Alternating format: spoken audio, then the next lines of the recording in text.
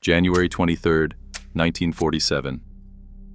On quiet British streets, children hurried to school, factory whistles blew, and families wrapped scarves a little tighter.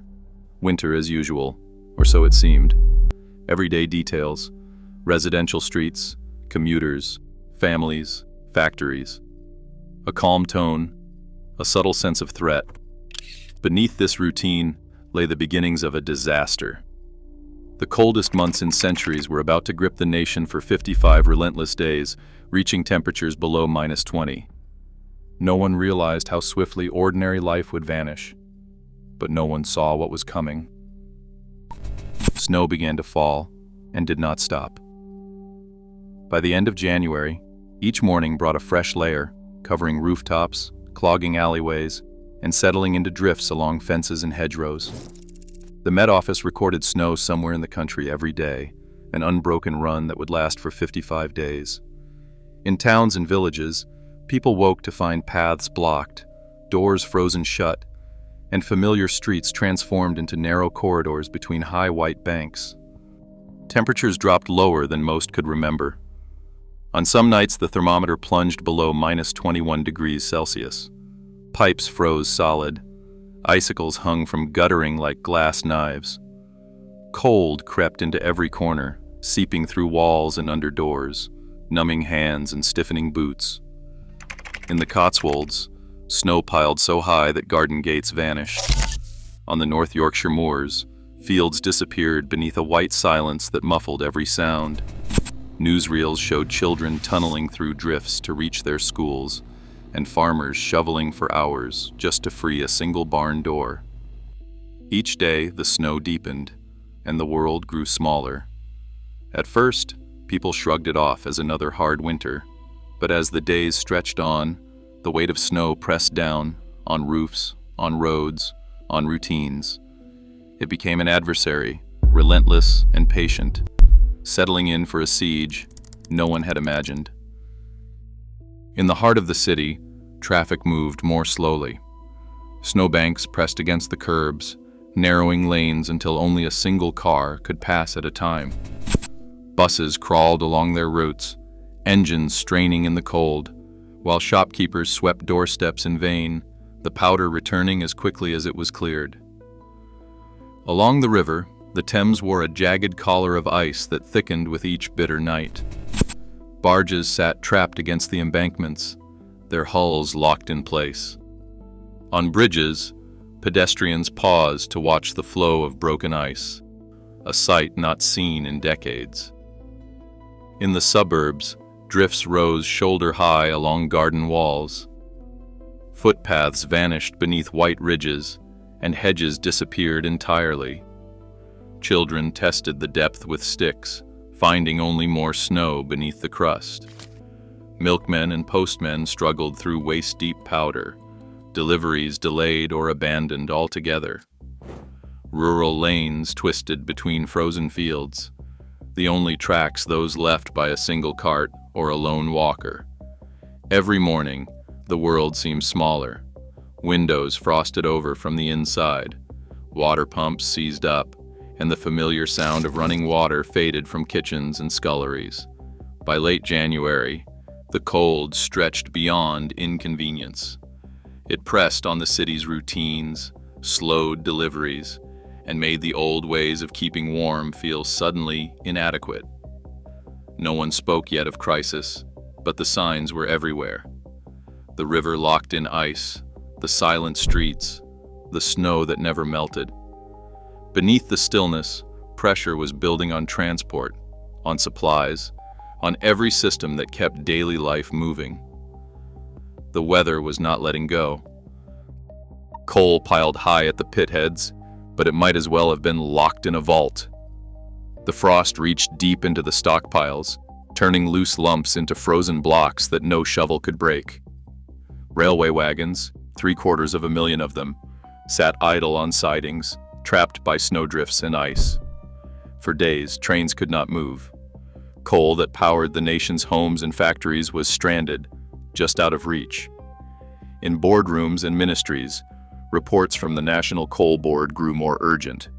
The numbers were stark: Power stations were burning through dwindling reserves, and deliveries had slowed to a trickle. The Minister of Fuel and Power, Emmanuel Shinwell, faced a choice with no good outcome. On the 28th of January, the government issued an order. Electricity would be rationed, factories would close, and domestic supply would be restricted to just 19 hours a day. The announcement was carried in newspapers and read on the radio, but the reality arrived in silence. Lights flickered and died in kitchens and parlors. Street lamps went dark.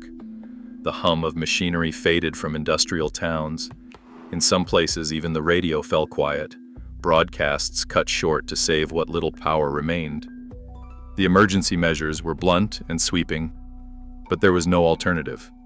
Coal could not be moved, and the country's lifeblood, heat, light, and work began to drain away. What had started as a distant problem at the mines now pressed against every window and door. The cold outside was matched by a new chill within, as families waited in the half-light for news, for warmth, for the return of ordinary life. Factories emptied in the middle of the working day.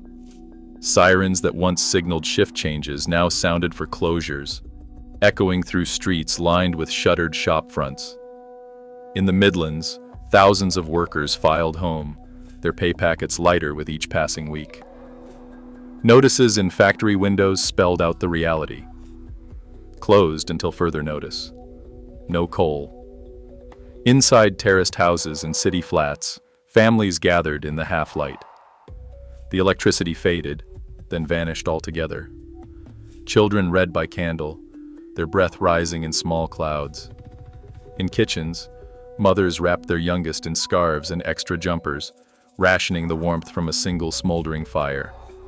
Blankets, wool, patchwork, anything at hand, were pulled from cupboards and layered on beds, chairs, laps. Some hung rugs over doorways to block the drafts. Others heated bricks in the oven while the power lasted, carrying them to bedrooms as makeshift hot water bottles. A mass observation diarist wrote that there was no electric, no coal, and people huddled under blankets. Another described the silence, the hum of the mill gone, only the wind and the ticking clock. In the city, shopkeepers set out candles for sale, their windows dark except for a single flickering flame. Street lamps stayed dark, and neighbors carried torches between houses. With each blackout, the ordinary rituals of evening, radio news, tea by the fire, homework at the table, became distant memories. In some homes, the only light came from a sliver beneath the door, where a neighbor's candle still burned. The world shrank to a few cold rooms, a handful of dim faces, and the hope that the power might return before morning. Railways, once the arteries of the country, fell silent beneath the snow. By mid-February, over 750,000 wagons, most of them loaded with coal or food, stood locked in sidings, their wheels frozen to the rails. Main lines vanished under drifts as high as a man's shoulder. Snow bulletins from the rail executive reported entire stretches of track impassable for days. In the north, a passenger train bound for London became trapped near Norwood Junction, its carriages buried in white, passengers huddled together through the night, burning packing crates to keep warm. Crews worked by hand, shoveling for hours just to clear a few yards. Across the country, trains waited for rescue that came too late or not at all. With each day, the network grew more tangled, the backlog more impossible. The lifelines of Britain had frozen in place, sealing towns and cities into isolated pockets of cold and quiet. Soldiers arrived in convoys, boots crunching on frozen roads before dawn. The Royal Engineers set to work, shovels and bulldozers clearing drifts that swallowed tracks and buried villages. In the Calder Valley, men from the 53rd Field Squadron hacked through snow walls as tall as a lorry, escorting coal wagons inch by inch toward power stations. Army trucks rolled into cut-off towns, delivering sacks of coal and crates of tinned food. In the hills above Upper Teesdale, RAF Dakotas circled low, dropping supplies to farms marooned for weeks. Uniformed men became a daily sight, digging, hauling, handing out bread at church halls. Each operation was urgent, improvised, and relentless. Civilian authority faded into the background as the crisis demanded a military answer. Britain's infrastructure cracked under 55 days of relentless snow, but memory fades faster than ice melts. As energy systems face new threats and winters grow less predictable, the old lesson stands. Resilience is forgotten until crisis returns. Vulnerability never truly disappears.